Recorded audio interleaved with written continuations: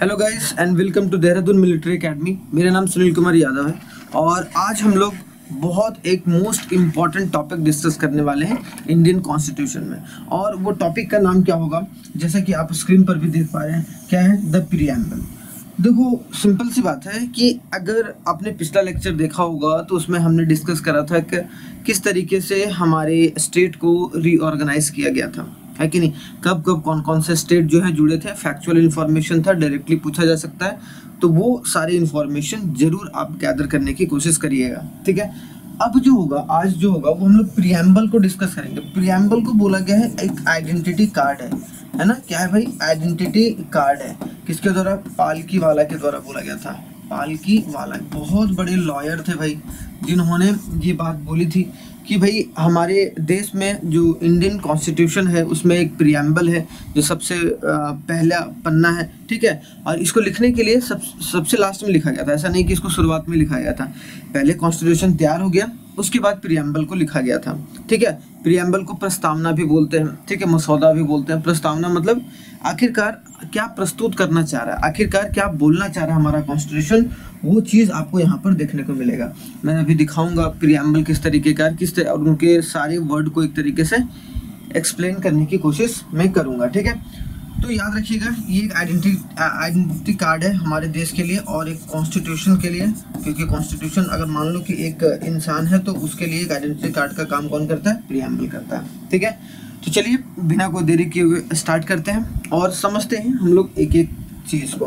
पहले इंट्रोडक्शन से समझेंगे, फिर आगे हम लोग लेकर चलेंगे उसी तरीके से, ठीक है। सबसे पहले देखिए क्या है, अगर सबसे पहले अगर देखा जाए, ठीक है, सबसे पहले प्रीएम्बल में क्या देखे भाई हम लोग, तो द प्रीएम्बल मीन्स, प्रीएम्बल का मतलब क्या है? मीन्स द इंट्रोडक्शन और प्रीफेस ऑफ अ कॉन्स्टिट्यूशन और एसेंस ऑफ कॉन्स्टिट्यूशन। निष्कर्ष, एसेंस मतलब अगर कोई चैप्टर बोलते हैं ना, चैप्टर का एक समरी अगर तैयार कर लो एक पेज में, ठीक है, एक समरी तैयार कर लो तो हम लोग उसको एक तरीके से प्रीएम्बल बोलेंगे। तो ये एक तरीके का एसेंस है या फिर समरी है पूरे कॉन्स्टिट्यूशन का, एक पेज में या फिर एक पन्ने में आपको देखने को मिलता है, ठीक है। अगर एनके पालकी वाला का देखें, अभी हमने पालकी वाला के बारे में बात करा, an eminent jurist and a constitutional expert called a preamble the identity card of the constitution. जिन्होंने क्या बोला था भाई? आइडेंटिटी कार्ड है। क्या है? आइडेंटिटी कार्ड है। हमारे प्रीएम्बल को उन्होंने क्या बोला? एक आइडेंटिटी कार्ड है, जो कि एक इम्पोर्टेंट रोल भी प्ले किया था, ठीक है। India followed the USA to introduce a preamble in constitution. अगर बोला जाए हमारे देश में प्रीएम्बल जो लाया गया है, ठीक है, एक मिनट,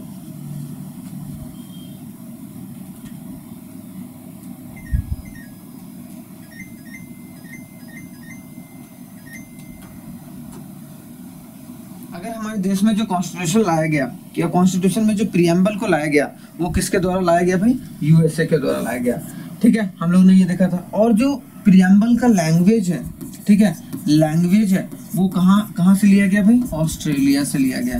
क्या लिया गया? ऑस्ट्रेलिया से लिया गया। तो ये दोनों बात जरूर याद रखना है। क्या कि हम लोगों ने जो प्रीएम्बल का कॉन्सेप्ट है, जैसे we the people of India, same उसी तरीके से we the people of USA है वहाँ पर, और उसका जो यूएसए का प्रीएम्बल है वो बहुत शॉर्ट में हमारा एक तरीके से बहुत डिस्क्राइब करके बताया गया है कि क्या किस तरीके से हम लोग चीज़ों को फॉलो करके चलेंगे। तो याद रखना कि यूएसए से कॉन्सेप्ट लिया गया भाई, India followed the USA concept regarding the preamble and language is used as in the case of preamble is from अगर ऑस्ट्रेलिया देखा जाएगा, ठीक है। The preamble of Indian constitution is based on the objective resolution. और जो preamble है, अभी मैंने बताया था आपको कि जब जवाहरलाल नेहरू ने एक ऑब्जेक्टिव रिजोल्यूशन रखा था, क्या रखा था भाई? याद रखना, ऑब्जेक्टिव रिजोल्यूशन रखा था जब कॉन्स्टिट्यूशन बनने से पहले, ठीक है, ऑब्जेक्टिव रिजोल्यूशन रखा गया था, ठीक है। तो याद रखना, उस ऑब्जेक्टिव रिजोल्यूशन में ये बात बोला गया था कि हम किस तरीके के कॉन्स्टिट्यूशन बनाने वाले हैं उसके बारे में बात किया गया था, ठीक है। तो उसी के आधार पर या उसी को बेस मानकर हम लोगों ने एक तरीके से प्रीएम्बल को ड्राफ्ट करा। तो resolution drafted and move by the Pandit Nehru and adopted by the constituent assembly. और बाद में चलकर कॉन्स्टिट्यूएंट असेंबली के द्वारा वो रिजोल्यूशन माना गया था कि ऑब्जेक्टिव क्या, उद्देश्य क्या है हमारे को कॉन्स्टिट्यूशन बनाने का। ऐसा तो नहीं है ना कि भाई हम जैसे तैसे करके बनाते चले जा रहे हैं, नहीं, हमारा उद्देश्य क्या है उस चीज़ को देखना बहुत जरूरी है। तो idea of justice social economic and political have been taken from the Russian revolution 1917। याद रखना कि तीन चीज, ठीक है, वहाँ पर एक बहुत बड़े कम्युनिस्ट पार्टी के लीडर हुआ करते थे, ठीक है, उनके द्वारा वहाँ पर क्या किया गया था, बहुत सारे राजा महाराजाओं को एक तरीके से खदेड़ा गया था। कहाँ पर रशिया में, ठीक है। तो एक तरीके से वहाँ पर राजा महाराजा जितने भी थे उनको खदेड़ा गया था कि भाई यहाँ से जाओ, हमें एक तरीके से अपनी इकोनॉमी और पॉलिटिकल चेंजेस को करने हैं और एक जस्टिस प्रोवाइड करने हैं लोगों को। तो उससे इंस्पायर्ड होकर हम लोगों ने जस्टिस सोशल और इकोनॉमिक और पॉलिटिकल, अगर बोला जाए कि आइडिया ऑफ जस्टिस जो आया, और जस्टिस किस चीज़ का justice, social justice, economic justice और पॉलिटिकल जस्टिस, वो हम लोगों ने कहाँ से लिया है, वो हम लोगों ने रशियन रेवोल्यूशन से लिया है 1917, ठीक है। याद रखना है कि we have taken from the Russian revolution, ठीक है। यहाँ तक the idea of liberty equality and fraternity have been taken from the French revolution, ठीक है। और फ्रेंच रेवोल्यूशन से, जैसा कि मैंने बताया था, फ्रेंच रेवोल्यूशन में जो बहुत सारी चीज़ें हैं जो की गई थी भाई, जिसमें यूनिटी के बारे में बात किया गया था, स्टैच्यू ऑफ लिबर्टी वगैरह का फिगर वगैरह भी, फ्रेडरिक सोरियो वगैरह का फिगर भी देखने को मिला था। तो यहाँ पर अगर आप देख सकते हैं तो आइडिया ऑफ लिबर्टी का मतलब होता है कि आपको एक तरीके से फ्रीडम मिल रहा है। इक्वालिटी का मतलब होता है कि लॉ, मतलब अगर कानून के दायरे में देखा जाए या फिर कानून की नज़र से देखा जाए तो सबको समान अधिकार दिया जाना चाहिए। अब फ्रेटर्निटी का मतलब होता है भाईचारा, एक भाईचारा का जो संकेत है। अब बिना लिबर्टी के इक्वालिटी आ नहीं सकता है, सिंपल सी बात है।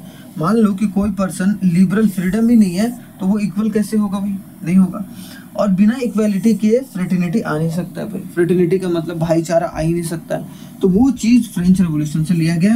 ये दो रेवोल्यूशन जरूर याद रखना है, जो रशियन रेवोल्यूशन 1917 उसमें आइडिया ऑफ जस्टिस लिया गया, और idea of liberty equality and fraternity कहाँ से, फ्रेंच रेवोल्यूशन से लिया गया, ठीक है। तो ये फ्रेंच रेवोल्यूशन 1789 से लेकर 1999 तक, ठीक है। और 1999 में जैसा कि आपको पता है 1799 में नेपोलियन बोनापार्ट आ गया था वहाँ पर, ठीक है। नेपोलियन जो कि 1804 में उन्होंने नेपोलिक कोड भी इंट्रोड्यूस करा था। ये हम लोग हिस्टोरिकली पढ़ेंगे आगे चलकर।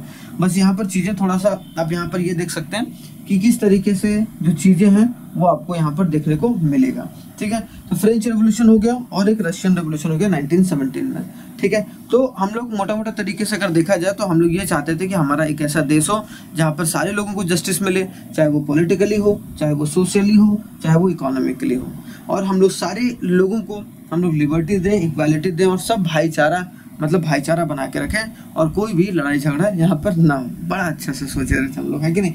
लेकिन देखो हर चीज़ का दो पहलू होता है, तो ये भी चीज़ सोचा तो उनके द्वारा सही गया था, लेकिन वो अलग बात है कि बाद में क्या कर दिया गया, उसको थोड़ा सा नकार दिया गया हमारे देश के लोगों के द्वारा। और हम लोग अभी भी देखो लड़ते हैं समाज में, तो जितना होना चाहिए उतना तो है नहीं।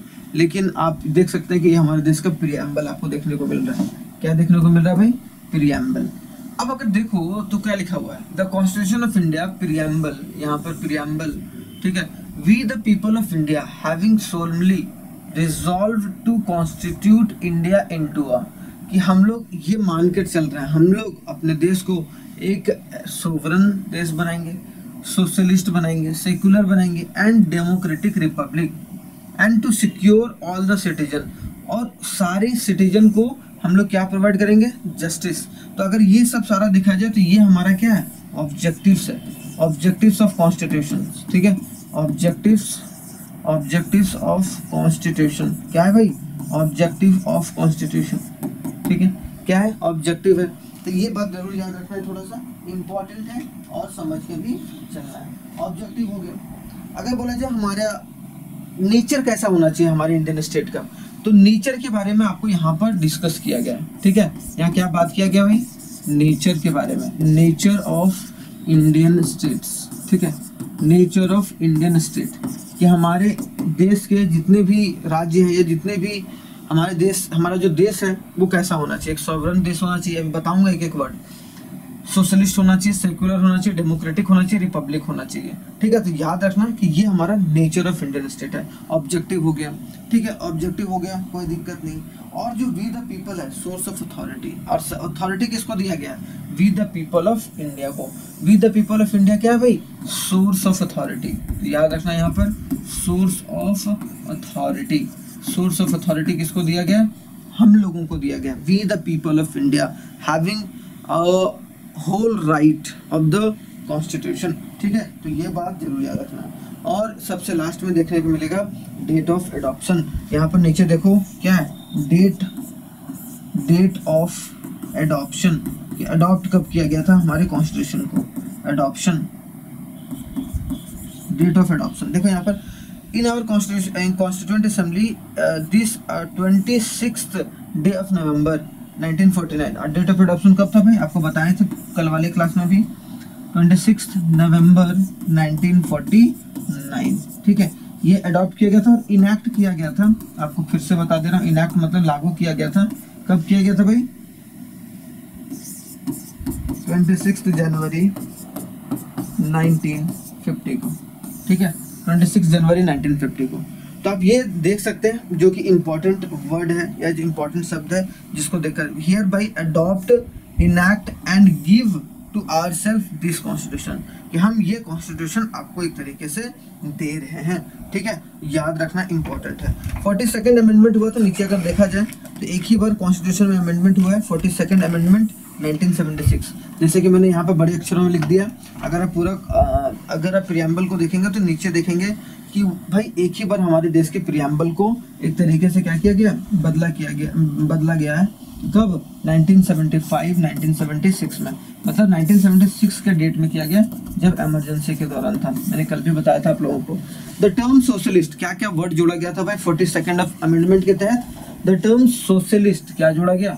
सोशलिस्ट, समाजवाद, कि हम लोग एक ऐसा देश है जो सारे समाज को साथ में लेकर चलते हैं, समाजवाद। सेक्युलर है, धर्मनिरपेक्ष है, मतलब हम लोग ऐसी बात नहीं करते हैं या हमारा संविधान ऐसा बात नहीं करता है किसी धर्म को ज़्यादा ऊपर रखता है किसी धर्म को नीचे, नहीं, सबको समान अधिकार से देखा जाता है। और इंटीग्रिटी के साथ जो है सबको अपनी एक इज्जत मिलेगा और उसको साथ में लेकर चलेंगे। अब ऐसी बात नहीं है कि ये सब तो हमारे संविधान में पहले था नहीं, था लेकिन प्रियम्बल में नहीं था। हमारे नीचे अगर जाओगे सुप्रीम कोर्ट लेवल पर या फिर जहाँ सुप्रीम कोर्ट के बारे में बात किया गया वहाँ पर बोला गया कि कोई भी अगर डिसीजन सुप्रीम कोर्ट दे तो एक सेक्युलर डिसीजन होना चाहिए, एक सोशलिस्ट डिसीजन होना चाहिए और एक इंटीग्रिटी के साथ होना चाहिए। ऐसी बात नहीं है कि कोई अगर करोड़पति आ गया आपके कोर्ट में तो आप उनकी फेवर में डिसीजन दे दो। वैसे एक्चुअली में बहुत जगह केस में ऐसे होते हैं कि भाई जब बड़े बड़े जो लोग होते हैं वो पैसों के थ्रू इन्फ्लुएंस करते हैं कोर्ट के डिसीजन को, लेकिन सुप्रीम कोर्ट के डिसीजन को शायद ही कभी इन्फ्लुएंस किया जा सकता है क्योंकि वो एक तरीके से इंडिपेंडेंटली काम करती है। वैसे सारे जुडिशियरी को या बोला जाए हाई कोर्ट हो गया, डिस्ट्रिक्ट कोर्ट हो गया और सुप्रीम कोर्ट, तीनों को इंडिपेंडेंट पावर दिया गया है, लेकिन उसके बावजूद भी ये दोनों उतने अच्छे तरीके से काम नहीं करते हैं in compare to supreme court. Supreme court जिस तरीके से डिसीजन इंडिपेंडेंट देता है वो ये नहीं देखता है कि भाई ये रूलिंग पार्टी का बंदा है या फिर ये करोड़पति है या अरबपति है, अगर लगाना होगा तो लगा देगा। ठीक है, सिंपल सी बात है। जैसे कि आपने क्या सुना होगा पतंजलि वाला, पतंजलि ने बोला था कि भाई कोरोनिल जो है, मतलब जब कोविड आया था कि भाई ये आप पीजिए तो आपका कोविड ठीक हो जाएगा, लेकिन वो साइंटिफिकली प्रूवन नहीं था। सुप्रीम कोर्ट ने उसको बोला कि आप माफीनामा छापिए, माफीनामा पूरे फ्रंट पेज पर छापा गया था पतंजलि के द्वारा कि मैं माफी मांगता हूँ कि, और वो किसके द्वारा बोला गया था? सुप्रीम कोर्ट के द्वारा, और उसको करना पड़ा। और नहीं करेगा तो दिक्कत है कि नहीं, फिर उसी कंपनी का तो ऐसी की तैसी हो जाएगी। तो ये बात समझने वाली बात है थोड़ा सा। तो socialist secular were added between the sovereign and democratic. अगर यहाँ पर देखो सोवरजिन, देख रहे हो, सोवरन या फिर ऐसे बोल रहे हैं सोवरन और डेमोक्रेटिक के बीच में कौन सा ऐड किया गया वर्ड है? Socialist and secular. देखो सोवरन और डेमोक्रेटिक यहाँ पर है, उसके बीच में दो शब्द ऐड किया गया भाई, सोशलिस्ट एंड सेक्युलर। तो ये भी कभी कभी पूछ लिया जाता है कि भाई जो सोशलिस्ट वर्ड है और जो सेक्युलर वर्ड है वो कौन कौन से दो वर्ड के बीच में ऐड किया गया है 42nd अमेंडमेंट के तहत 1976 में। ठीक है, और जो कि पहली बार हमारे प्रियम्बल में कुछ छेड़छाड़ किया गया था। तो अगर कोई बोलेगा तो आप बोलोगे सोवरन या सोवरेन और डेमोक्रेटिक शब्द है, उन दोनों के बीच में सोशलिस्ट और सेक्युलर जो वर्ड को है वो ऐड किया गया था, किसके तहत? 42nd अमेंडमेंट के तहत। क्लियर? यहाँ तक समझ में आ गया। तीसरा जो वर्ड है वो है यूनिटी ऑफ द नेशन। क्या बोला गया? Unity of the nation. ऐसी बात नहीं कि हम लोग यूनिटी के बारे में बात नहीं करते थे, हम लोग बात करते थे unity of the nation. Unity भाई हम लोग यूनाइट रहे, मतलब और इंटीग्रिटी के साथ काम करें। लेकिन ये चीज़ प्रियम्बल में जो है वो 1976 में शोकेस किया गया। तो यूनिटी ऑफ नेशन वो change to, unity of nation को चेंज करके क्या कर दिया गया? Unity and integrity of the nation. उसको क्या बोला गया? कि unity and integrity of the nation. देख रहे हो यहाँ पर देखो, unity and integrity of the nation. क्या लिखा गया? Unity and integrity of the nation. यहाँ पर अगर मैं थोड़ा सा दिखाऊं तो देखो यहाँ पर unity and integrity of the nation. अब वो कैसे आता है भाई? एक देश में यूनिटी या फिर इंटीग्रिटी कब आता है? जब उस देश में फ्रेटर्निटी बढ़ता है। फ्रेटर्निटी का मतलब भाईचारा बढ़ता है। तो यही बात बोला गया कि भाई assuring the dignity of the individual, कि हर एक इंडिविजुअल का, हर एक इंसान की अपनी इज्जत है, अपनी डिग्निटी है एक समाज में, ठीक है। और उसी के तहत जो है वो एक नेशन की भी यूनिटी और इंटीग्रिटी बनी रहती है। अगर मान लो कि यहाँ रह रहे लोगों की इंटीग्रिटी या फिर लोग इंटीग्रेट या फिर लोग इकट्ठा या यूनाइट नहीं है, इसका मतलब क्या है? कि देश सही रास्ते पर नहीं चल रहा है। मतलब देश जो है वो फ्रेटर्निटी को नहीं मान रहा, भाईचारे के रास्ते को नहीं मान रहा है। भाईचारे का सिंपल सा मतलब है जितने भी धर्म, जाति, कास्ट, जो रिलीजन है, सब लोग साथ में मिलकर काम कर रहे हैं और भाईचारा का जो है सही एक तरीके से आपको बोला जाएगा क्या, कि एक डिनोशन दे रहे हैं सबके सामने, जो कि एक प्राइम एग्जांपल है कोई भी डेमोक्रेटिक कंट्री के लिए, ठीक है। तो याद रखना ये मोस्ट इंपॉर्टेंट पेज है आप लोगों के लिए, ठीक है। तो यहाँ तक कंप्लीट हो गया, कोई दिक्कत नहीं, ठीक है। अब आगे देखो,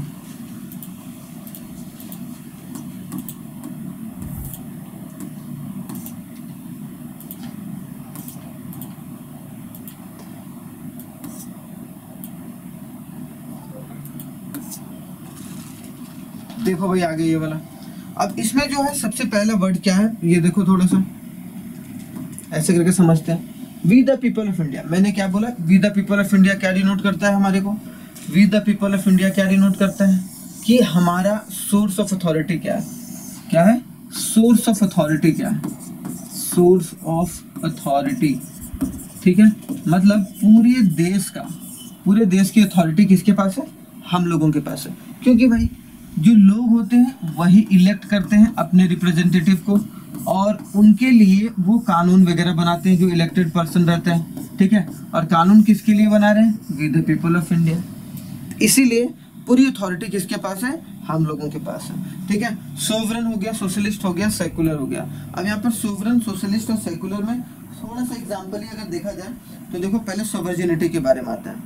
अब सोवर्जिनिटी के बारे में, किसके बारे में? सोवर्जिनिटी के बारे में आता है। सोवर्जिनिटी, देखो सोवर्जिनिटी जो होता है वो इसका ये मतलब है जैसे कि ये हमारा देश है, ठीक है, ये हमारा देश है भाई।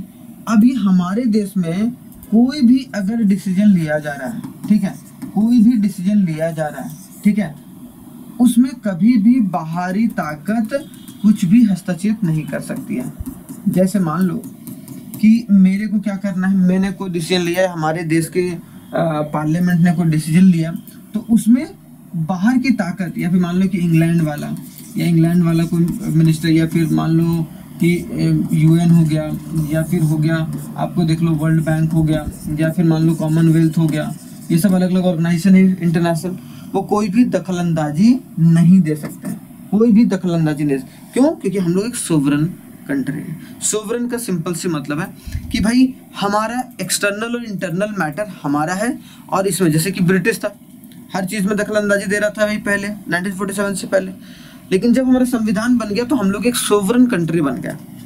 मतलब कोई भी हमारा इंटरनल मैटर और एक्सटर्नल मैटर, मान लो कि मुझे अगर इंडियन ओशियन, मान लो कि इंडियन ओशियन में एक आइलैंड मिल गया, हमें इंडियन ओशियन में एक आइलैंड मिल गया, सबसे पहली बार हमें मिला, ठीक है, और हमने खोज करा, तो हमने एक तरीके से उसका नाम मान लो रख दिया इंडियन आइलैंड, या फिर ठीक है इंडियन न्यू आइलैंड ऐसे करके, ठीक है, न्यू आइलैंड रख दिया।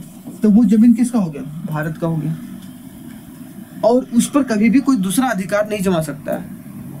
क्यों? क्योंकि सबसे पहली बार किसने एक तरीके से उसको फाउंड करा? हमारे देश के। अगर मान लो कि कोई जमीन है हमारा देश का, अगर वो हम एक तरीके से किसी और कंट्री को दे रहे हैं, किसी और कंट्री को दे रहे हैं, जैसे मान लो ठीक है किसी कंट्री ने चाइना को दे दिया, वैसे चाइना को देना नहीं चाहिए है कि नहीं भाई। अब यहाँ पर अगर देखा जाए कि अगर हमने दे दिया तो हमें कोई दूसरी कंट्री ये नहीं बोल सकती कि आप क्यों दे रहे हैं, कैसे दे रहे हैं, क्या आप नहीं दे सकते, ये नहीं कर सकते, वो नहीं कर सकते ना।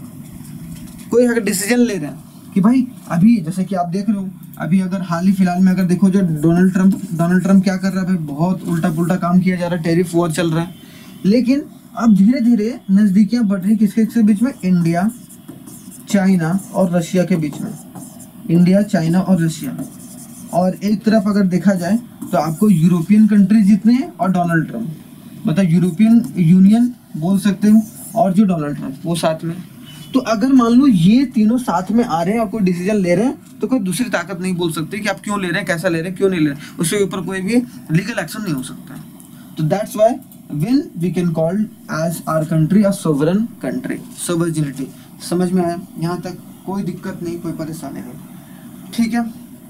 अब आते हैं थोड़ा सा नेक्स्ट में, सोवरेन समझ में आ गया। अब देखो यहाँ पर एक और टर्म है सोशलिस्ट, देख रहे हो, सोवरेन पहला वर्ड समझ में आ गया। अब आते हैं सोशलिस्ट। देखो सोशलिस्ट और सेक्युलर जो वर्ड है वो जोड़ा गया भाई, ठीक है, याद रखना है। सोशलिस्ट एंड सेक्युलर जो है वर्ड वो जोड़ा गया है कब भाई, 42nd अमेंडमेंट 1976। कोई दिक्कत परेशानी नहीं है। अब यहाँ पर अगर देखा जाए सोशलिस्ट एंड सेक्युलर वर्ड को जोड़ा गया किनके बीच है भाई, वो सोवरेन और डेमोक्रेटिक रिपब्लिक, ठीक है। तो यहाँ पर सोशलिस्ट का मतलब होता है समाजवाद और इसका मतलब होता है सेक्युलर का मतलब होता है धर्मनिरपेक्ष। अब समझना सोशलिस्ट कैसे बोलेंगे हम। अब देखो सोशलिस्ट जो होता है, अगर हमारा देश देखा जाए वो डेमोक्रेटिक सोशलिज्म है, ठीक है। दो सोशलिस्ट होता है, एक होता है डेमोक्रेटिक सोशलिज्म और एक होता है दूसरा बोल रहे कम्युनिस्ट सोशलिज्म। क्या? Communist socialism.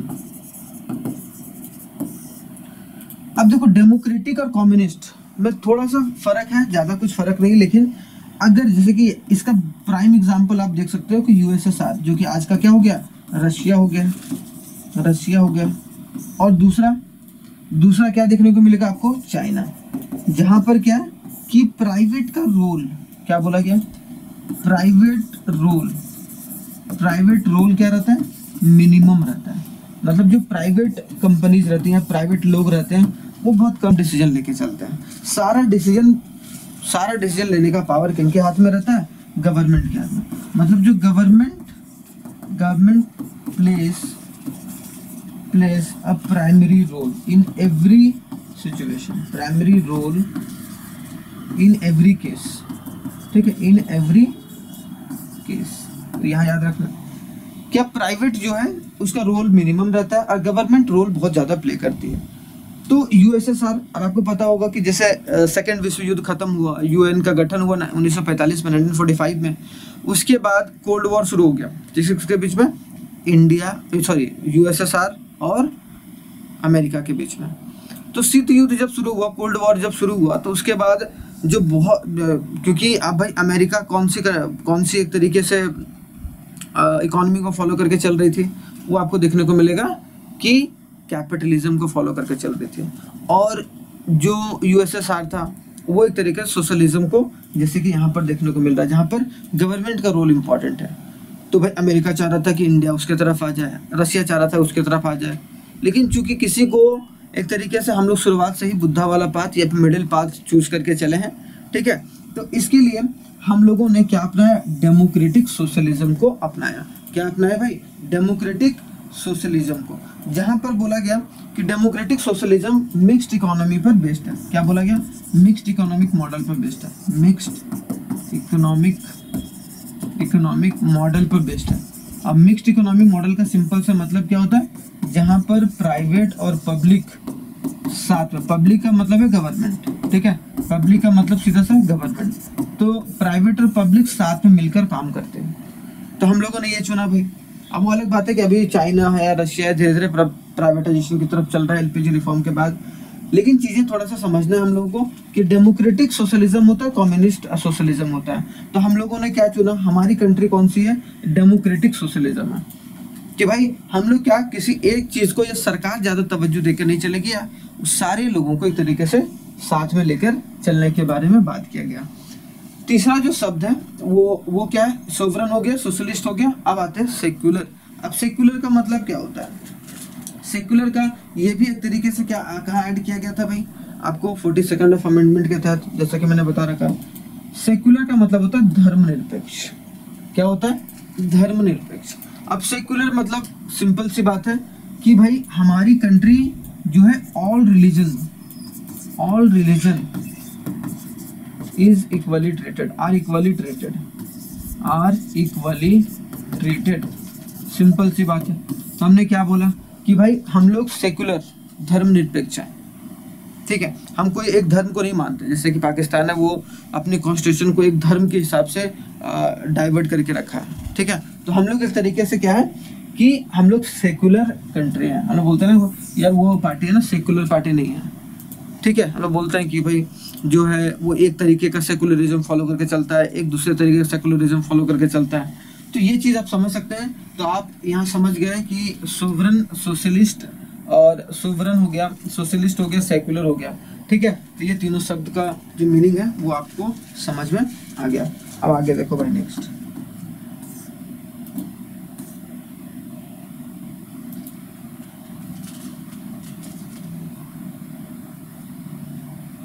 ठीक है, अब यहाँ देखो थोड़ा सा,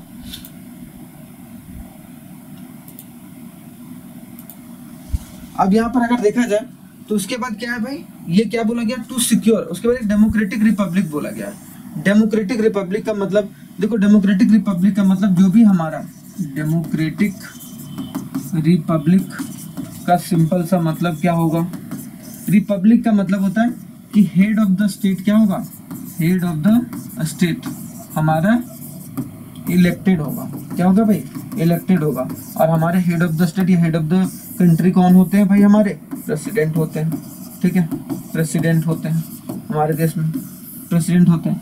तो सेम उसी तरीके से अगर डेमोक्रेटिक देखा जाए तो हमारा एक तरीके से हम लोग क्या है कि हम लोगों के द्वारा वी द पीपल, वी मतलब हम लोगों के द्वारा लोगों को इलेक्ट किया जाता है, और वो हमारे लिए क्या करते हैं, वो हमारे लिए लॉज फॉर्म करते हैं, ताकि जो है वो हम लोग सही तरीके से या फिर हमारी कंट्री सही तरीके से रन कर सके। कंट्री शुड रन प्रॉपरली, ठीक है, should run in a proper order, ठीक है, इन अ प्रॉपर ऑर्डर। इसीलिए हम लोग डेमोक्रेटिक मतलब यहाँ पर लोगों को चुना जाता है। ऐसा नहीं कि डायरेक्ट इलेक्शन और इनडायरेक्ट इलेक्शन। हमारे देश में अगर बोला जाए डेमोक्रेटिकली दोनों होता है, डायरेक्ट इलेक्शन भी होता है, इनडायरेक्ट इलेक्शन भी होता है। डायरेक्ट इलेक्शन भी होता है और इनडायरेक्ट इलेक्शन भी होता है, ठीक है। इनडायरेक्ट इलेक्शन जैसे कि आपको देखने को मिलेगा, इनडायरेक्ट इलेक्शन के तहत प्रेसिडेंट को चुना जाता है भाई, राज्यसभा मेंबर को, है ना, राज्यसभा मेंबर को चुना जाता है, फिर प्रेसिडेंट को चुना जाता है, ठीक है, प्रेसिडेंट को चुना जाता है। लेकिन डायरेक्ट इलेक्शन के थ्रू हम लोग क्या चुनते हैं, एमपीज को चुनते हैं, एमएलएस को चुनते हैं, ग्राम प्रधान को चुनते हैं, ठीक है, उसके बाद म्युनिसिपल मेयर को चुनते हैं। तो ये सब सारे क्या है, इलेक्टेड बॉडी होते हैं, जो कि एक तरीके से होता है। और ये कहाँ हो सकता है भाई, डेमोक्रेटिक कंट्री में ही हो सकता है। क्लियर, यहाँ तक ये बात समझ में आ गया। थोड़ा सा स्क्रीनशॉट ले लो अगर ठीक है, नहीं तो आगे बढ़ते हैं फिर, ठीक है। अगर देखा जाए नेक्स्ट हम लोग क्या है भाई, अगर देखा जाए आगे आते हैं नेक्स्ट ऑब्जेक्टिव के ऊपर। क्या है ऑब्जेक्टिव, सबसे पहले क्या, जस्टिस। लोगों को जस्टिस मिलना चाहिए। जस्टिस किस बात का भाई, तीन जस्टिस होता है, तीन तरीके का जस्टिस, जैसा कि मैंने बताया, सोशल, इकोनॉमिक एंड पॉलिटिकल। क्या है भाई, सोशल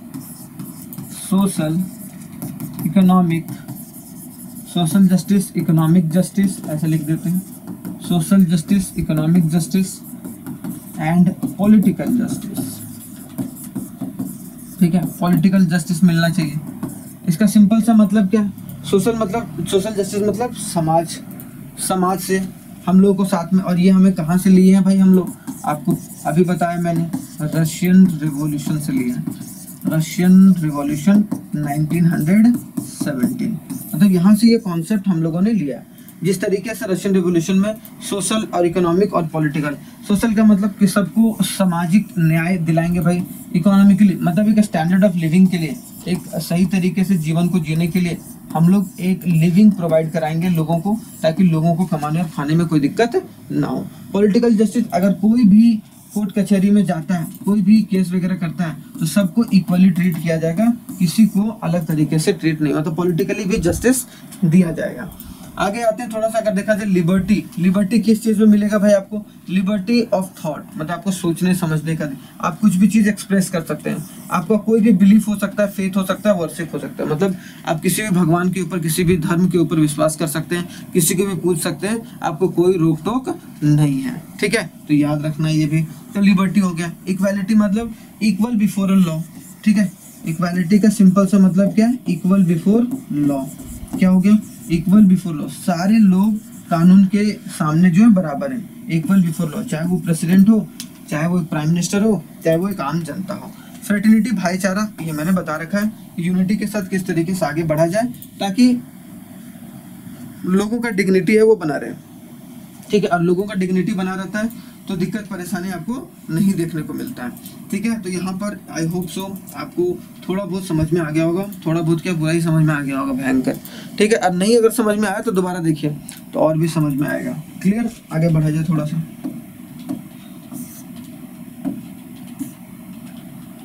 अब देखो भाई नेक्स्ट, ठीक,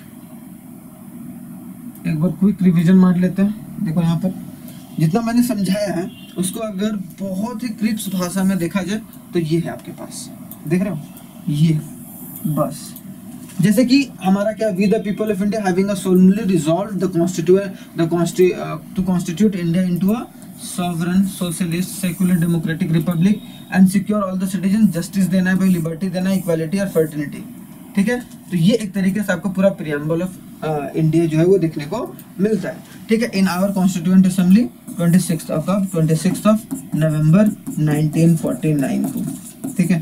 तो ये थोड़ा सा आप लोग देख लीजिएगा। याद रखना कि equality of status and opportunity to promote among them all, equality इस तरीके से दिया जाए और अपॉर्चुनिटी इस तरीके से सारे लोगों को दिया जाए जो भी हमारे देश में, ताकि उनको सारे लोगों को प्रमोट होने का जो मौका है वो समान मिले और किसी को कम और किसी को ज़्यादा ना मिले, मतलब किसी को ज़्यादा आप बढ़ा रहे हैं, किसी को कम बढ़ा रहे हैं, तो ये बिल्कुल भी एक तरीके से जायज़ नहीं होगा और कॉन्स्टिट्यूशन ये मानता भी नहीं है, ठीक है। आगे बढ़ा जाए। Significance, what do you mean by the significance? Significance का मतलब होता है इम्पोर्टेंस।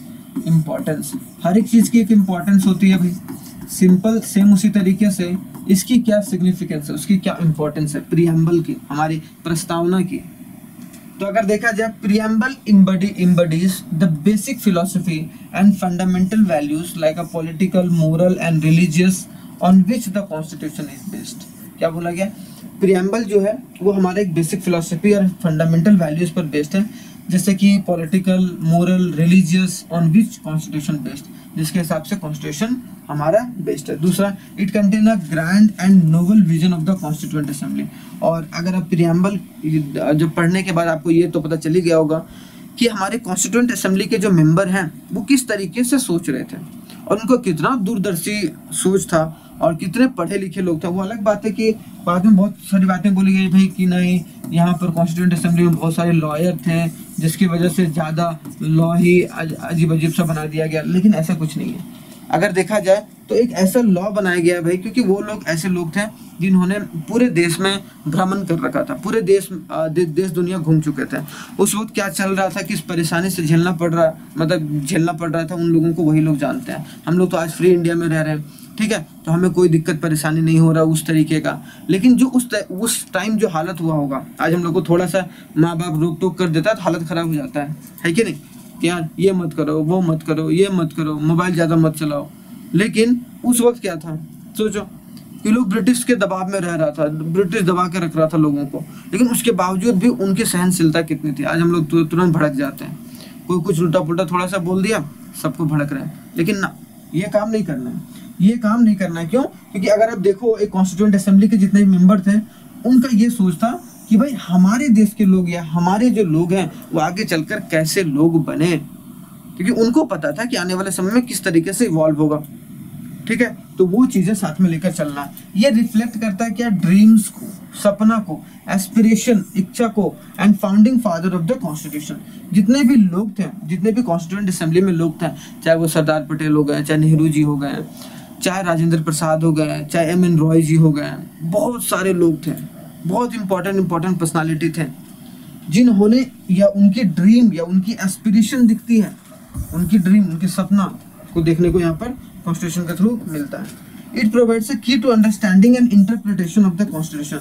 अगर संविधान को समझना है तो आपको प्रीएम्बल को जरूर रीड करना चाहिए और थॉरली रीड करना चाहिए, उससे आपको ये समझ में आएगा। और एक जनरल सिटीजन के तौर पर भी आपको एक तरीके से चीज़ों को लेकर चलना चाहिए, है कि नहीं। चलिए, आई होप सो इम्पोर्टेंस भी थोड़ा बहुत समझ में आ गया होगा। ठीक है, आगे बढ़ा जाए। नेक्स्ट अब आते हैं कब अमेंड किया गया था। क्या किया गया था, अमेंडमेंट कब किया गया था। अमेंडमेंट का सिंपल सी बात है, मैंने अभी बताया कि अमेंड कब किया गया था भाई। तो whether the preamble can be amended under article 368 और not, this is the question arise for the first time. देखो 368 आर्टिकल में कुछ ऐसी बात बोली गई थी कि आप कोई भी मतलब संविधान में अगर अमेंडमेंट करना है तो आपको क्या क्या प्रावधान रखना है, मतलब क्या क्या, मतलब किस किस तरीके से आप अमेंड कर सकते हैं, परिवर्तन या फिर चेंज कर सकते हैं कोई भी कॉन्स्टिट्यूशन को। तो ये क्वेश्चन सबसे पहली बार अराइज हुआ केशवानंदा भारती केस 1973 में केशवानंद भारती केस आया और उसने क्वेश्चन कर दिया किस पे, प्रीएम्बल के ऊपर ही, कि अगर भाई अगर हमें कुछ अमेंड करना है तो आर्टिकल 368 से अमेंड कर सकते हैं। ठीक है, तो यहाँ पर क्या बोला, in this case the supreme court held that preamble is a part of constitution and can be amended subject to their condition that no amendment is done to the basic feature of constitution। क्या बोला गया, in this case supreme court ने क्या बोला कि preamble is a part of constitution. Preamble क्या है, constitution का पार्ट है और उसको कैन बी अमेंडेड अमेंड किया जा सकता है subject to the condition that no amendment is done. और इस तरीके से अमेंड करना है कि उसमें लगे कि उसमें कोई भी आपने अमेंडमेंट नहीं करा है। ठीक है, और उसकी वजह से कोई बेसिक जो फीचर्स है, जो कॉन्स्टिट्यूशन का जो बेसिक ढांचा है वो एक तरीके से कुछ नहीं हुआ, मतलब बेसिक ढांचा को कोई भी दिक्कत परेशानी नहीं देखने को मिल रहा है। Preamble has been amended only once so far in 1976 by the 42nd constitutional amendment which added a 3 new word, socialist, secular and integrity. ये 3 वर्ड को एक तरीके से जोड़ा गया भाई 42nd ऑफ अमेंडमेंट के तहत। ठीक है, and this amendment was held to be a valid. और इस अमेंडमेंट को वैलिड क्यों वैलिड बोला गया, सिंपल सी बात है, क्योंकि ये सब सारा कोई नया वर्ड नहीं है, ये बेसिक स्ट्रक्चर ऑफ कॉन्स्टिट्यूशन को, बेसिक जो स्ट्रक्चर है उसको कुछ नहीं किया, बेसिक स्ट्रक्चर जो का त्यों था। बस इसमें क्या किया गया, कुछ कुछ जो वर्ड जो कॉन्स्टिट्यूशन के अंदर थे उसको उठाकर बाहर प्रीएम्बल में रख दिया गया। तो वही क्वेश्चन किया गया था केशवानंद भारती के द्वारा 1976 में, डायरेक्टली सुप्रीम कोर्ट को चैलेंज किया गया था, जिसमें ये बात निकल के आई थी कि भाई हाँ ये अमेंडमेंट ठीक है। क्यों, क्योंकि इससे कोई बेसिक स्ट्रक्चर जो है वो एक तरीके से उसका कुछ नहीं हुआ है। ठीक है, मतलब बेसिक स्ट्रक्चर का हनन या फिर बेसिक स्ट्रक्चर डाइवर्टेड नहीं हुआ है, जो कि आपको समझकर चलना है। ठीक है, तो आई होप सो यहाँ तक समझ में आ गया होगा।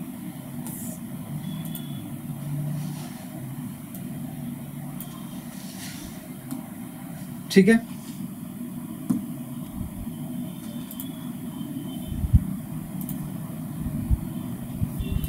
चलिए अगर थोड़ा सा मैं और कुछ बताऊं तो चलो बता ही देता हूँ यहाँ पर।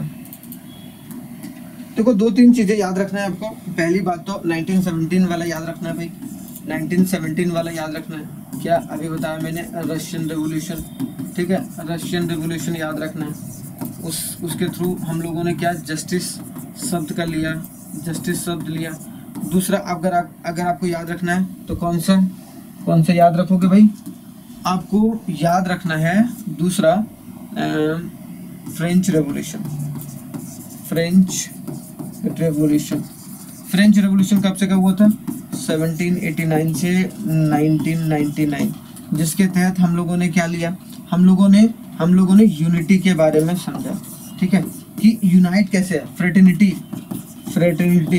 फ्रेटर्निटी भाईचारा किस तरीके से बना के रखें, ठीक है। तो ये सब चीज़ हम लोगों ने फ्रेंच रेवोल्यूशन से, और ये हमने एक तरीके से रशियन रेवोल्यूशन से। तो अगर पूरा होल सोल देखा जाए तो अगर हम लोग अपनी प्रियम्बल को डेवलप अगर सही तरीके से कर रहे हैं या फिर हम लोगों ने किया, तो एक बहुत बड़ा एक अचीवमेंट था हमारे कॉन्स्टिट्यूएंट असेंबली के लोगों के द्वारा, जो कि बाद में चलकर एक इम्पॉर्टेंट रोल भी प्ले किया, ठीक है।